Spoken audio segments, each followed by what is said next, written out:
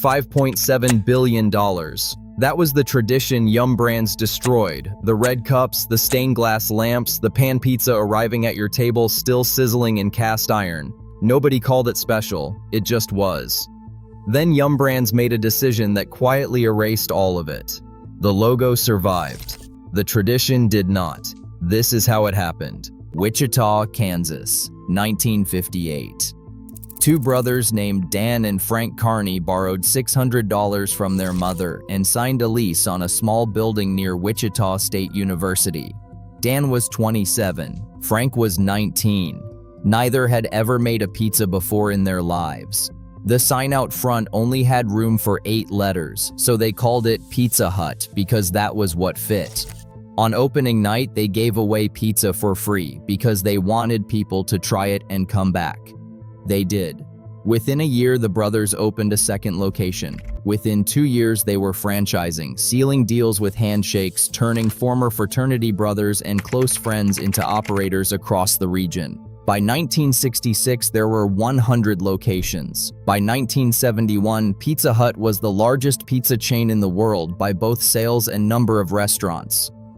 What built it was not advertising, it was the room itself. The red roof was visible from every highway in suburban America. You pulled into the parking lot on a Friday night and the building was warm against the dark. Inside, Tiffany-style stained glass lamps hung low over the booths, the kind of amber light that made everything look like it was worth staying for. Red plastic cups on every table, a salad bar that felt genuinely abundant when you were 9 years old. The pan pizza arrived in the cast iron pan it was cooked in, edges still bubbling, the crust leaving a faint ring of grease on the plate underneath it. You did not just eat at Pizza Hut, you went there. You got in the car, you waited for a table, you stayed for 90 minutes without anyone asking you to leave. Little league teams took over the back corner after a win. Birthday parties claimed the big booth by the window. The Book It program, launched in 1984, rewarded kids for reading with a coupon for a free personal pan pizza. You carried that coupon to school for weeks. You earned it. Handing it over at the counter felt like a transaction between equals. The lunch buffet ran on Saturdays. Families loaded plates and came back a second time. The table was theirs for as long as they wanted it. The occasion had its own pace, and the building was built to hold it. That is what people were paying for. And it was not just the food. It was the right to sit inside something that felt like it existed specifically for them that night. That was the occasion at its peak. Then the ownership changed. In 1977, PepsiCo acquired Pizza Hut for approximately $300 million. Stuffed Crust launched in 1995 and added $300 million in first-year sales. By the mid-1990s, Pizza Hut held roughly 25% of the American pizza market and operated more than 7,000 locations across the United States. The brand had never been bigger or more visible. But in 1997, PepsiCo spun off its restaurant division into a company eventually renamed Yum Brands. Pizza Hut, KFC, and Taco Bell became a portfolio. 3 brands were managed for collective return, not one brand managed for a single mission. That distinction seemed administrative at the time. It was not. For almost 2 decades after the spin-off, the dine-in model held. Families still went. The red roof still meant Friday night. But here's the detail that everyone missed at the time. The portfolio structure meant no one at the corporate level needed Pizza Hut to be the best version of itself. They needed it to perform. Those are different goals, and eventually they produced different restaurants. Then on May 1st, 2017, Yum Brands chief executive Greg Creed announced what he called the Transformation Agreement, $130 million committed over 2 years. Creed described the strategy in plain terms as aggressive investment in a digital, delivery-centric model. The investment was not aimed at the dining room. It was aimed at the delivery app. The money went to technology infrastructure, driver recruitment, and digital ordering upgrades. The dine-in restaurants, the ones with the booths and the lamps and the cast iron pans, were explicitly described as the part of the business that needed to contract. Creed said it plainly in the announcement. The challenge Pizza Hut faces is that it has a large dining business. Dining is waning in relevance. That sentence came from the chief executive of a company whose entire identity was built inside a dining room.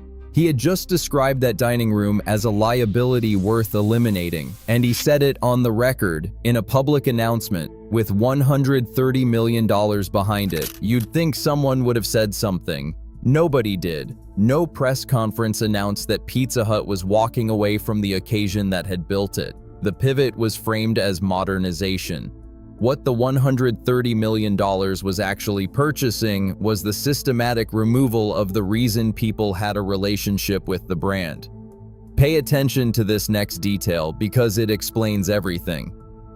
In May 2019, Pizza Hut announced what it called the most substantial changes to the original pan pizza in nearly 40 years, a newly engineered pan designed to produce a crispier crust, part skim mozzarella replacing whole milk, an adjusted sauce to cheese ratio, 3 years of internal research and development behind it. They kept the word original on the box. The person who grew up eating that pizza on a Friday night had no way of knowing they were ordering a different product. The box looked the same, so did the name. What had changed was the thing both of them used to describe. That buttery, slightly greasy crust that arrived sizzling in the pan and left a ring on the plate underneath it. The one people had been ordering by memory for 40 years without needing to think about it. The pan pizza that had been the emotional center of the brand since 1980 was now a different product wearing the same name. This was not a new menu item or a limited edition. It was the original pan pizza, reformulated, re-engineered, and sold to a public that had no way of knowing the pizza they remembered no longer existed. This is how a tradition gets erased without an announcement. You keep the name, you change what it describes. The people who notice stop ordering it. The people who do not notice keep ordering out of habit. Neither group can tell you exactly when the thing they trusted became something else. The dine-in restaurants did not close overnight. They became something else first. The Tiffany lamps came down. The wooden booths were replaced with hard seating designed for turnover rather than comfort, and the interiors were updated into something that looked like every other fast casual chain in the same strip mall. The salad bar disappeared from most locations, and the lunch buffet that had made Saturday afternoons a destination rather than a transaction was gone from almost all of them. The parking lots emptied on Friday nights. The appetite for pizza never went anywhere. The specific reason to choose Pizza Hut over any other option had been engineered out of the building. By 2016, Pizza Hut's share of the American pizza market had fallen from 25% to 14.3%. In July 2020, the chain's largest franchise operator, NPC International, filed for bankruptcy carrying roughly $900 million in debt. They had operated more than 1,200 Pizza Hut locations.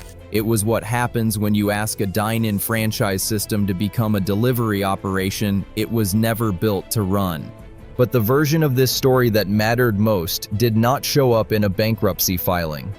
Customers who returned after years away found a different experience. The occasion they remembered was not there. What remained was a brand name on a delivery box, recognizable but no longer able to produce the feeling it once promised. You could order the original pan pizza, it just was not the one you remembered, and nothing about the experience around it gave you a reason to stay. Pizza Hut is still on every corner.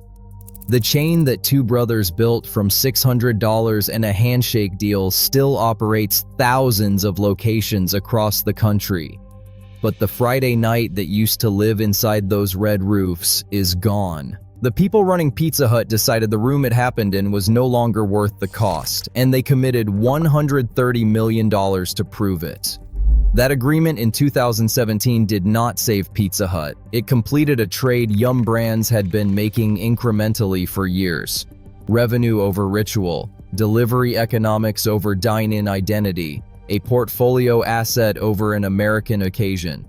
The original pan pizza now comes in a box engineered for transit, carrying a name that used to mean something different.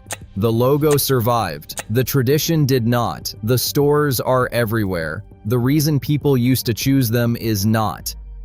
If this story is familiar, the Business Breakdown playlist has more of them. Every brand in it built something people genuinely cared about before the corporate math changed. They are all worth your time.